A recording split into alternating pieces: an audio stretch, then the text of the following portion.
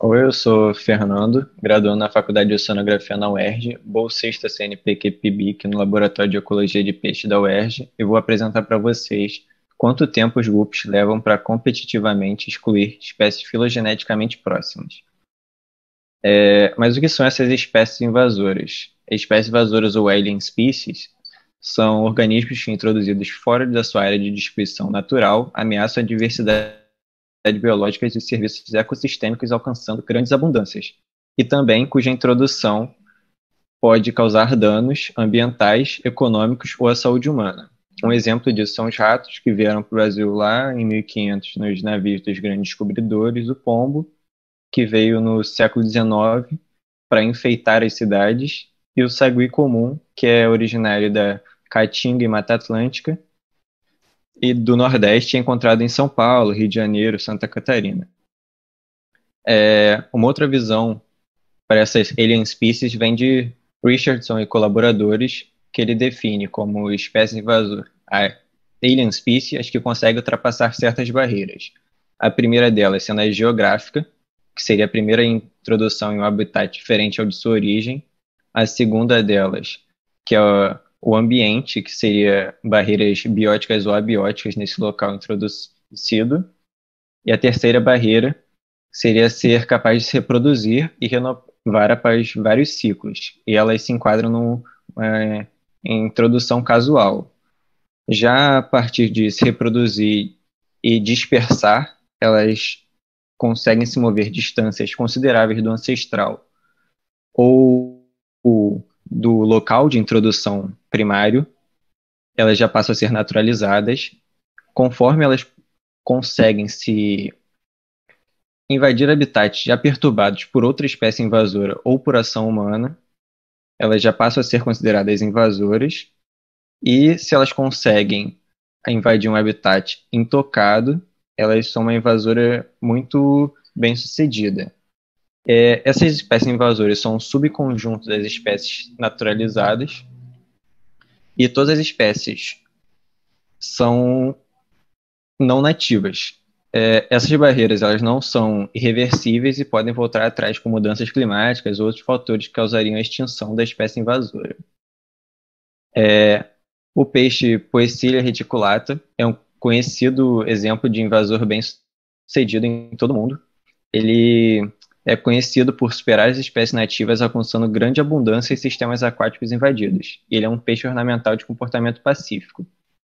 Ele ocorre em uma ampla variedade de habitats, com baixa e alta pressão de predação, geralmente em riachos muito pequenos e lagos nascentes com vegetação densa. Ele alimenta-se de zooplâncton, pequenos insetos e detritos, e ele é originário da Venezuela, Barbados, Trindade e Guianas. Os machos têm cerca de metade do tamanho das fêmeas, com cauda colorida, e os machos têm uma contínua perseguição ao acasalamento com as fêmeas, e as fêmeas podem armazenar espermatozoides para fertilização posterior, produzindo filhotes a cada 4 semanas. Esse mapa aqui é de Deacon e colaboradores de 2011, e ele mostra a dispersão global dos guppies. Já naquela época, eles abrangiam 69 países fora de sua área de origem, que é essa verde. Em vários deles, ele já é uma espécie estabelecida em rios e riachos, aqui em vermelho, e em alguns que ele já era provavelmente estabelecida em laranja. O principal motivo que Deacon e colaboradores encontraram para essa dispersão deles é para controle de mosquitos, que é em vermelho, controle de mosquitos e soltura por aquarista misturado aqui em roxo, e a soltura por aquaristas em azul. O nosso objetivo nesse trabalho é observar a abundância da espécie invasora se alterando no processo de invasão e determinar quanto a abundância da espécie invasora, como um indicador de competição, altera as espécies nativas. A área de estudo foi realizada no rio Batiba, e esse riacho tem aproximadamente 16 quilômetros de extensão. A maior parte dessa bacia coincide com terras desmatadas para plantações e pecuária, embora ainda tenha algumas manchas de Mata Atlântica intocada. O Batiba deságua na Lagoa de Maricá, uma grande lagoa de água salobra. O fluxo de água dele é regulado exclusivamente por precipitação precipitação, com escoamento máximo entre outubro e janeiro e mínimo entre maio e julho. E ocorre algumas tempestades tropicais imprevisíveis durante todo o ano, resultando em um aumento de 3 vezes na descarga d'água em poucas horas. Nesse estudo, avaliamos a abundância histórica da Poecilia reticulata e das duas espécies nativas, Poecilia vivipara e Phalloceros harpagos, ao longo de um período de 25 anos, em 3 diferentes trechos desse rio. E dentro da mesma bacia, né, como eu mostrei. Usamos a abundância da espécie como proxy para a intensidade da competição, um teste no RStudio de ANOVA e depois um Post-Hoc Turkey Test, e foi utilizado o método da pesca elétrica, que consiste numa pessoa com um gerador de energia de corrente alternada, com uma rede de pesca ligada ao gerador, uma pessoa dando assistência carregando outra rede que não é acoplada ao gerador, e ambos vão de uma ponta a outra dessa localidade, removendo todos os peixes que estavam no campo.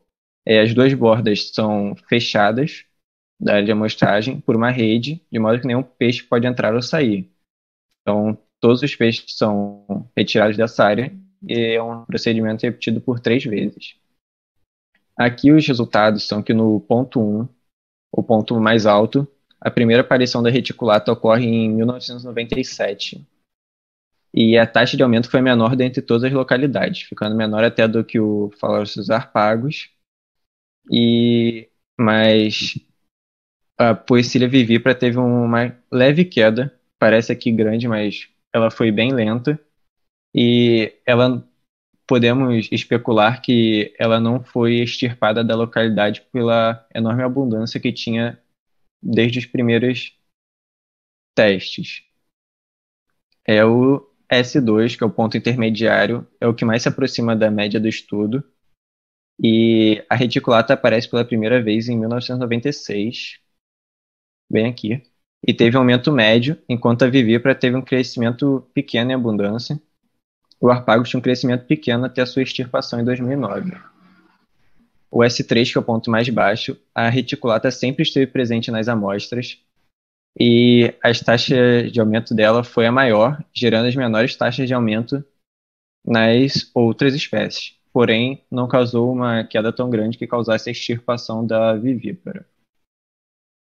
Então, aqui, os gráficos mostram resultados muito próximos, fazendo sempre essa queda da vivípara, a subida da reticulata e uma extirpação do Phalloceros harpagos em 2009. E esses nossos resultados mostram que o GUP demora em média 10 anos para superar a abundância das espécies nativas. Durante o estágio inicial da invasão, que foi entre 94 e 2001, a Poecilia vivipara teve a maior abundância do que o Phalloceros harpagos, uma diferença de 169 indivíduos, e o GUP tinha uma diferença com a Poecilia vivipara de 153. Não encontramos diferença no estágio intermediário dessas abundâncias, e no estágio final foi marcado pela extirpação de uma das espécies, Phalloceros harpagos, de todos os locais, e sem diferença na abundância entre a Poecilia reticulata e a vivípara. Nós observamos uma abundância maior dos guppies quando comparados à vivípara, os guppies tendo um resultado final de 263 e a vivípara de 35. Também descobrimos que a média de aumento do guppy foi 8,5 vezes por ano.